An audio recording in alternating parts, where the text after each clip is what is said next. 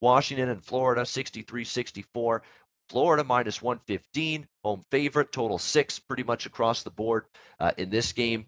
Florida, I mean, tough spot for them here. Coming home off a long road trip, didn't end well, blown out by Winnipeg. Tough luck loss for Toronto. The Boogeyman's team, Bob Boughner, they basically needed to show up defensively after the Winnipeg debacle. They did.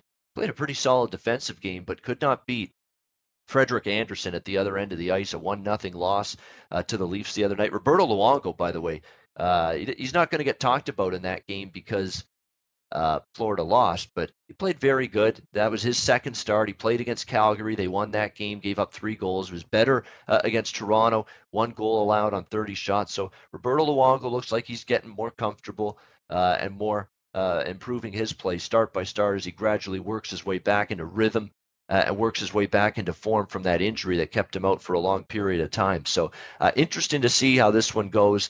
Washington, to me, I've got problems backing this team right now. They're not playing good. This is the team that defensively, they've lost their way. Braden Holtby's got a crisis of confidence going on right now.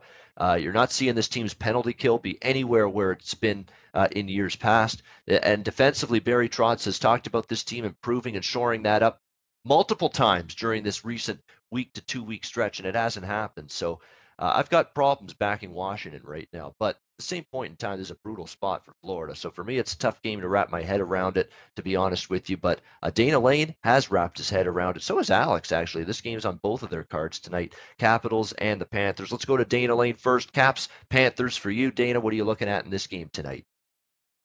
Well, I could tell you, and the reason why I like to look at lines, Ian, is I look at this one, and on paper, without a line, I really like Washington. I mean, they're clearly the better of these two teams. But when a line comes out, some lines give me an opinion, or some lines say we have an opinion, and I think this opinion clearly states that the bookmakers like Florida. Now, if we are talking about bookmakers, well, we also know that bookmakers don't sit around watching a lot of hockey, because I've scratched my head about a lot of lines that have come out, and I'm maybe scratching my head a little bit about this one. I even getting even money at some books, but by the way, this is all over the place.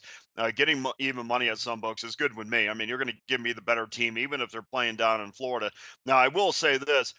This is an important stretch for the Florida Panthers for sure. They start a 6-game home stretch. They play 11 out of their next 12 at home, and they're 7 points behind Columbus. So they need to start racking up some victories for sure. They won't leave the state of Florida until the 19th of March. So this is their time.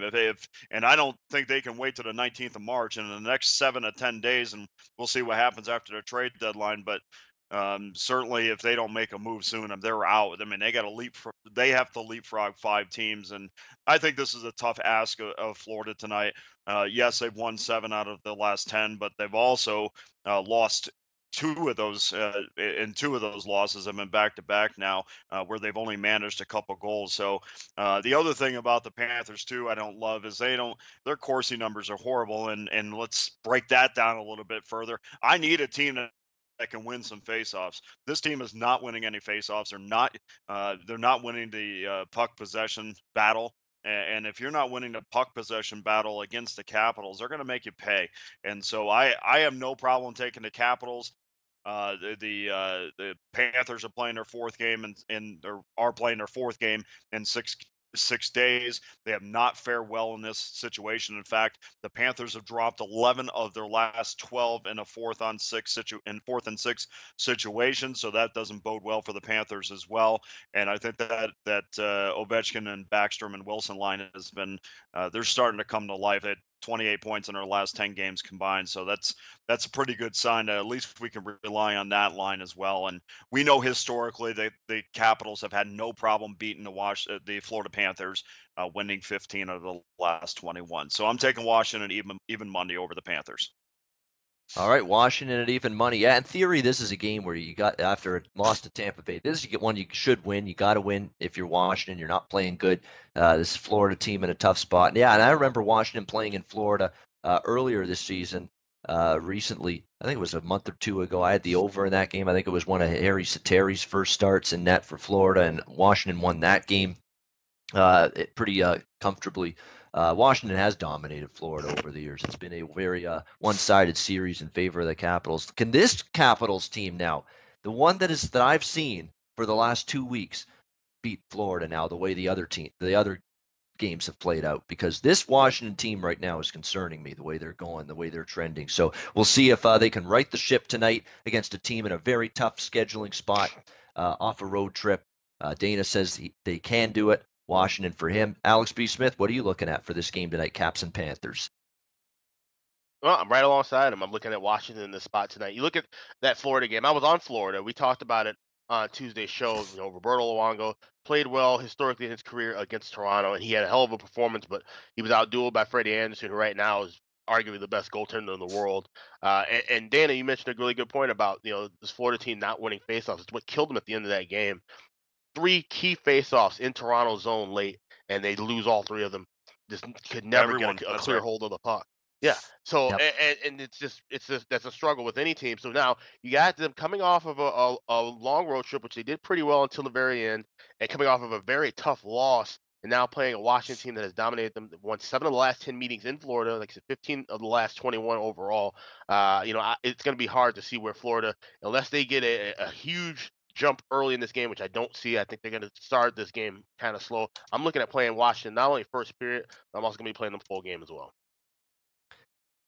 Yeah, actually, first periods is not a bad thing to consider, because you're right. You would think you're going to get Washington coming out strong. I mean, they need this one, and they didn't come out. They came out horrible, and especially consider the way they came out against Tampa. Bing, bang, boom! It's 3-0. 12 minutes into that game the other night against the Lightning, they're down 3-0 before you can blink. So I'm sure Barry Trotz is saying we need to start on time. We got to use the Mike Babcock term. We need to start on time. The Washington Capitals need to start on time tonight. We'll see if they can do that. And you talked about the face-off scenario, not talked about enough. Winning face-offs, especially in the key moments of a game, late in a one-goal game, on a power play or on a penalty kill, winning those face-offs, it's so important. It's such a little thing on paper. It's a big thing when you're looking at the end results of these hockey games, winning those key faceoffs. The Leafs, fortunately, and you talked about Florida not being able to win a faceoff to save themselves down the stretch there. Leafs are blessed with some great faceoff guys. I mean, Matthews, Kadri, Bozak is one of the better faceoff guys in the NHL. I mean, very, very good faceoff people the Leafs can throw out there at any moment. So, and Florida just couldn't do anything about it. They're powerless to stop it. Couldn't win a faceoff when it mattered, and that's key when you're down 1 goal with the net empty. Trying to put on a push to tie the game, and a push that came up short for Florida tonight. We'll see if they come up short again tonight. Dana and Alex both think they will. Hey guys, thanks for tuning in to our channel. Now, we've put a lot of work into producing all these free videos, so please help us out and keep all our content free for you forever by simply liking, sharing, commenting, and subscribing. Now, not to mention, a visit to our industry-leading website will warm the hearts of all our SBR employees, especially myself. Now, the links are over there to the left, so do check those out. Thanks for watching.